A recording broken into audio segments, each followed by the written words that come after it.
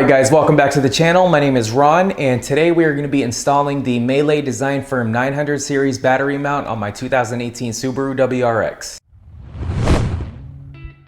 So this is the MeLe Design Firm 600 series battery mount with the Odyssey PC680 battery, and I've talked about it in a bunch of my other videos. So basically I've been running this setup for a couple of years now, but I wanted to switch it up a little bit. So the guys at MeLe Design Firm got me this battery mount, and this one is the 900 series, and the best part is it has my YouTube channel on there. Man, I can't get over this. This is amazing.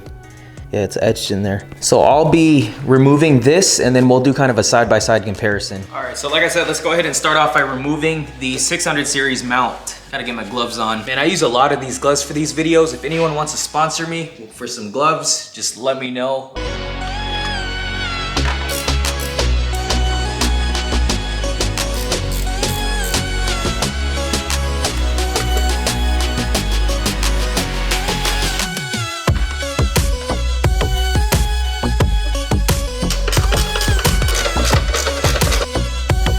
All right, so I finally got this one removed, and here's what they look like side by side if you compare them. So the 600 series sits a little bit taller than the 900 series, but if we look at it from the top view, just so you guys can get a really good look at it, the 900 series is obviously bigger, almost double the width of the 600. So the 600 series weighs in at around 17 pounds, while the 900 series weighs in at around 25 pounds, and that's both battery and mount combined. So yes, this is a little bit heavier, but it is a lot lighter than some of the stock batteries, you know, that come in our cars. So this one has been a great battery. There's a lot of complaints that the cold cranking amps were low, but it never gave me any issues whatsoever in those almost 3 years that I've had this setup right here. And we are gonna be running the full throttle FT410 battery. This one is another AGM battery with around, I believe, 410 cold cranking amps. So it's a little closer to the factory batteries, CCAs, if that's a concern for you, for those in the super cold climates. So since this battery is bigger, it can handle subwoofers if I choose to run them, or even bags, on the car, which I probably won't, but with this battery, it can be an option in the future. So right out of the box, no pun intended, your kit should have came with the following hardware. You got the locking pin, 10mm bolt and nut, as well as some wiring, which I'll show you how to use this in a second here. Bolt and the anchor to hold the mount in place. And the battery that you purchase, there should be the positive and negative terminals. So let's go ahead and start the install on this, and I'll do my best to go step by step. Okay guys, so looking at it from the top view, hopefully you guys can see everything, bird's eye view. First thing I like to mention is the orientation of the battery mount itself is going to be like this. So the latch is gonna open up like that. All right, so you'll notice that this anchor is held on by these wires. I'm gonna show you guys exactly where this goes and how it holds together the mount. Go ahead and remove this for a little bit, set it aside. So I'm gonna slip it through here. Grab the wires from the top side and just hold it in place just like that. So while holding up the anchor to the mounting point, go ahead and grab the mount,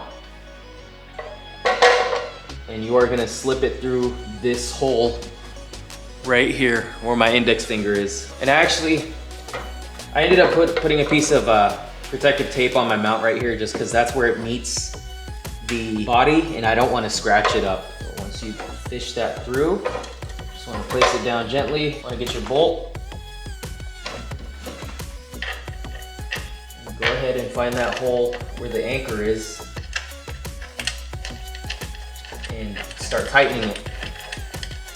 I didn't tighten it all the way yet, just because I want to get the other bolt through the other mounting point and make any final necessary adjustments before I fully tighten everything. All right, so I'm gonna switch angles. I'm gonna bring back the camera over here so you guys can get a better picture. So after you get your anchor in place, next thing you wanna do is to grab this bolt. I also just learned that this nut right here is not required for the WRXs, at least for the 18 WRXs. I know they are required for the STI, just because the STIs have that grounding wire that needs to be mounted right here where my index finger is. So since my car doesn't have it, we'll go ahead and just set it aside for now. So the next thing you want to do is you grab your bolt and your washer, and you'll see two holes right here, 1 and 2, and you simply want to use the lower one, and it just simply threads into the back, right there. So I'm gonna go ahead and tighten this down, and then we'll move on to the next step.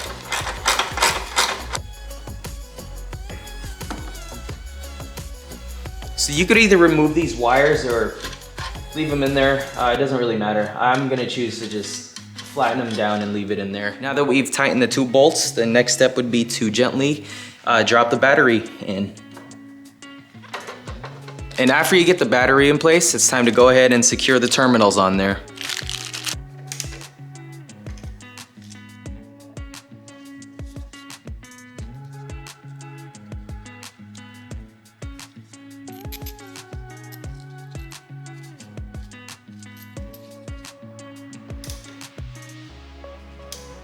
And before I forget to mention, I ended up switching back to the factory terminal connectors.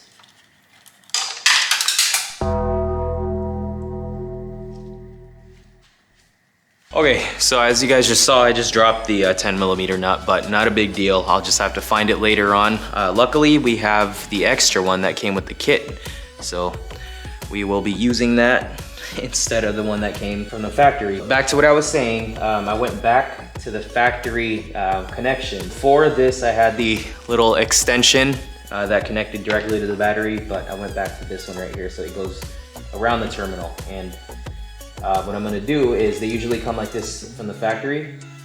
If you guys can see that, just simply unscrew it and then flip it around, just so as far away as possible from the latch of the mount. And that should do, just like that.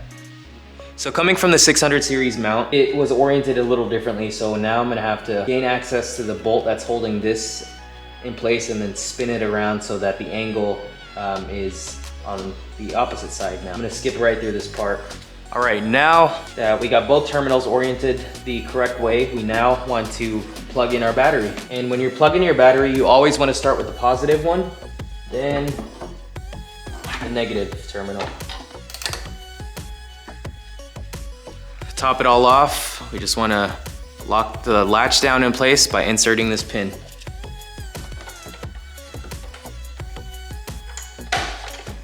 And that should complete our install. All right, so we've now completed the install. And look at that, that looks really good.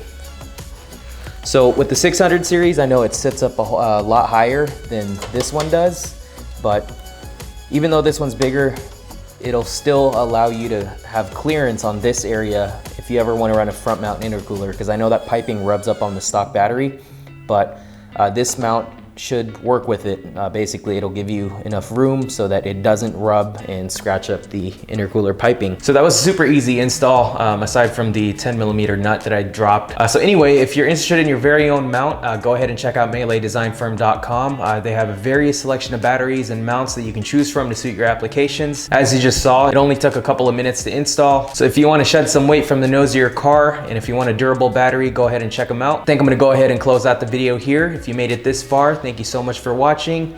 And also, if you liked the video, please like and consider subscribing. It really helps me out a whole lot. Other than that, I'll see you in the next one.